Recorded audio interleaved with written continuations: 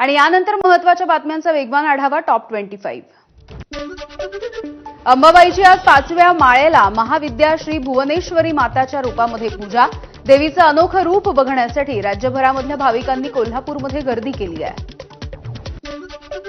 बॅलन्सिंगची आई म्हणून सध्या खेतवाडीच्या आईची सोशल मीडियावरती चर्चा।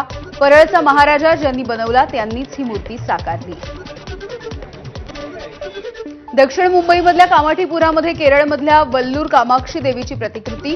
कामाठीपुराची राजमाता म्हणून या देवीची ओळख आहे। वृद्ध पालकांची काळजी न घेणाऱ्या मुलांना पालकांच्या मालमत्तेमधून बाहेर काढता येणार। सर्वोच्च न्यायालयाचा निकाल। मुंबईच्या एका प्रकरणामध्ये दिला सर्वोच्च न्यायालयानं फैसला।